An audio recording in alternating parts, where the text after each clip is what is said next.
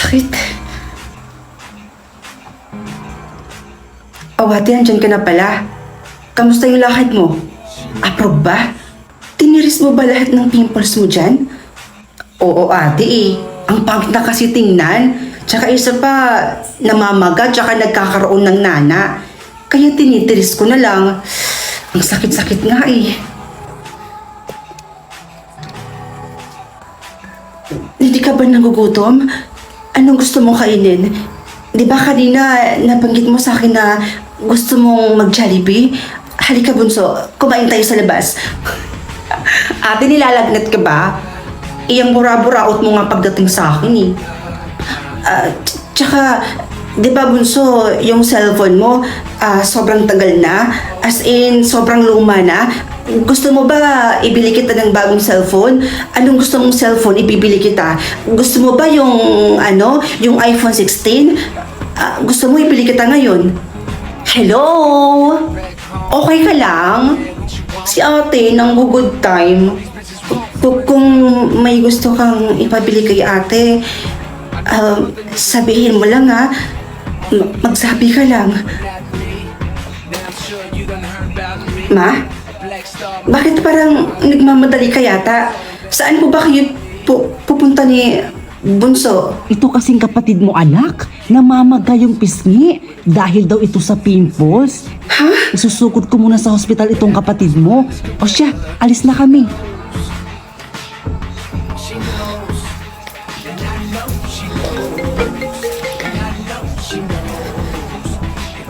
Hello, Ma? Yung kapatid mo, anak, wala na siya. Wala na yung kapatid mo. Ano? Oy, Bes. Nabalitaan ko yung nangyari sa kapatid mo. Condolence, ha? Kailan pa yung pimples mo? Kahapon lang. Bakit? Tiniris mo ba yan? Di pa naman. Pero bala ko siyang tirisin mamaya. Kasi tingnan mo, oh. Nagkakaroon na ng nana. Hindi. Huwag na huwag mong gagawin yan. Bakit naman? Ingatan at pakatandaan mo ang triangle of death. Triangle of death? Ano yun? Dahil yun ang dahilan kung bakit namatay yung kapatid ko. She knows, and I know she knows. Nay, ibili mo naman ako ng bagong bag. Luma na kasi itong ginagamit kong bag eh. Nakakahiya sa mga friends ko. Anak, wala pa kasing pera si mama eh. Pwede bang pagtiyagaan mo muna yan? Nay, sabihin niyo lang na ayaw niyo talaga akong bigyan. Hindi yung ang dami niyo pang palusot. Kung alam ko lang na hindi mo rin pala kayang ibigay lahat ng gusto ko, eh di sana hindi mo lang ako kinuha kay tatay. Puisit naman oh. Pasensya ka na ha. Di bale, babawi na lang si mama sa susunod. Wow! Babawi? Ilang beses mo nang sinabi yan, Nay? May nabago ba? Buisit!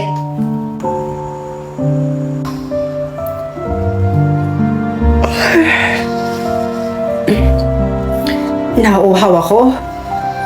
Makapunta nga muna sa kusina.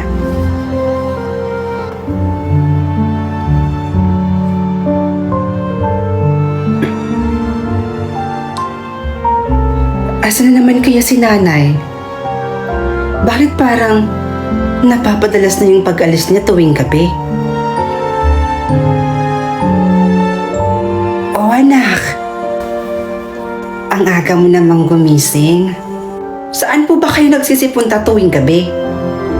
Palagi na lang po kasi kayo nawawala. Pasensya ka na anak ha.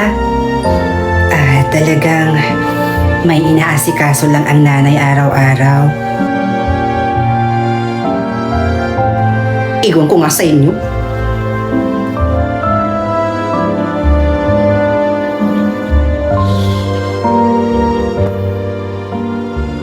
Nay? Nandito lang po pala kayo. Oh anak, bakit? May kailangan ka ba? May field trip po kasi kami sa school. At gusto ko pong sumama dun, Nay. Eh, ang kaso, wala akong pera. Bigyan mo naman ako dyan.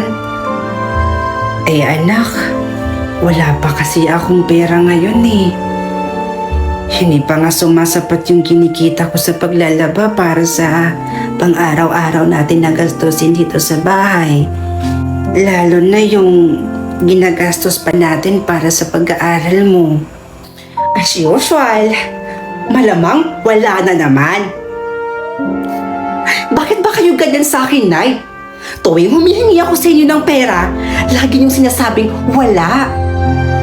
Siguro, oo, nauubos nga yung pera niyo.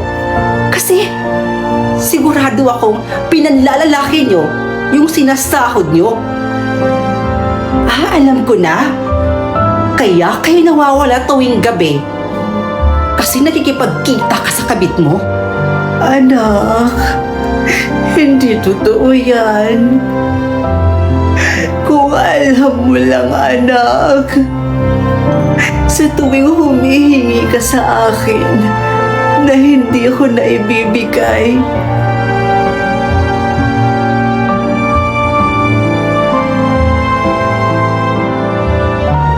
sobrang sakit dun sa akin.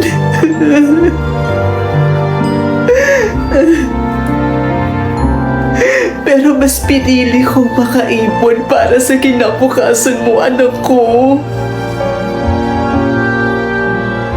At sa mga gabing gustong mamahinga ng katawan ko nang dahil sa maghapong trabaho,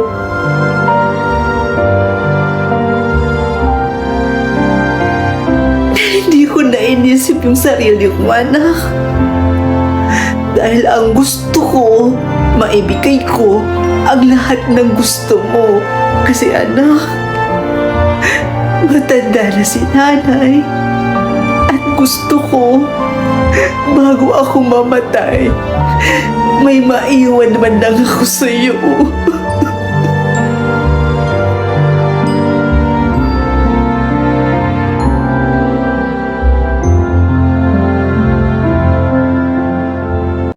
Speaking of panaginip, napanaginipan mo rin? 5 araw na, Scarlett.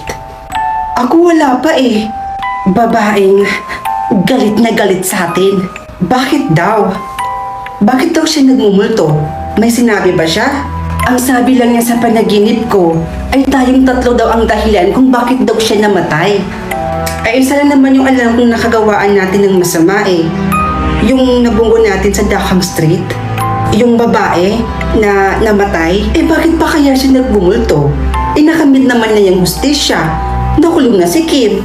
Nakulong na yung driver natin nung gabing yun. Hindi kaya dapat mag-sorry tayo sa kanya? O sa pamilya niya? Ginigising ako ni Mama kagabi. Binabangungot daw ako. Pero isa lang yung natatandaan ko nun eh. Pero hindi ko maklaro yung mukha. Pero isa lang yung sinasabi niya sa akin. At paulit-ulit niyang sinasabi, humihingi siya sa akin ng katarungan. So ngayon, alam mo na kung ano yung sinasabi namin. This is very alarming.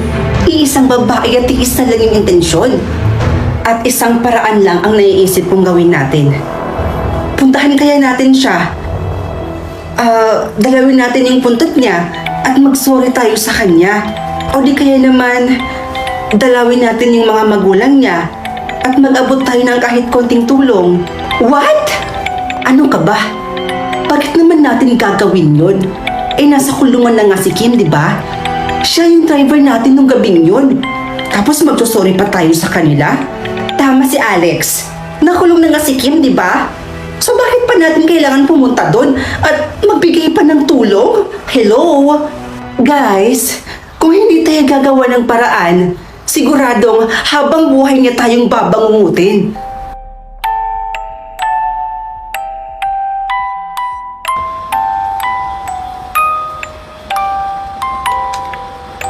Nandito na tayo.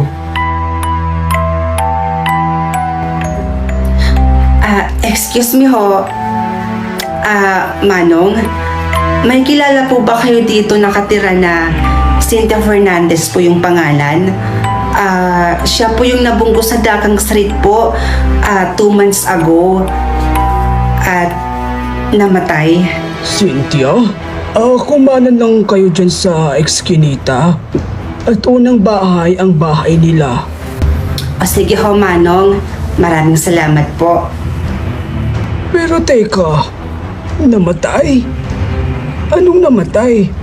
Buhay na buhay si Cynthia. Po? Modus lang talaga ng mag-iinang yan ang magpabunggo. May teknik sila para mapalabas na patay at mabayaran sila. Hayop yung babaeng yun ah. Kailangan malaman to ng mga pulis. Pero teka, kung hindi talaga namatay si Cynthia, sino yung babaeng palaging nagmumulto sa atin gabi-gabi? Oo nga no. Sino kaya yung babaeng galit na galit at humihingi ng katarungan? Kung hindi naman pala siya namatay.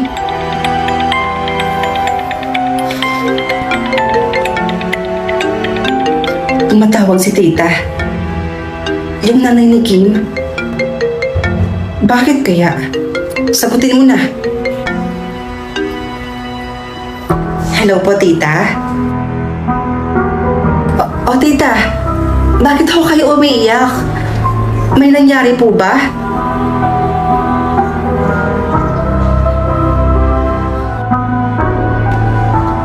Sige ho.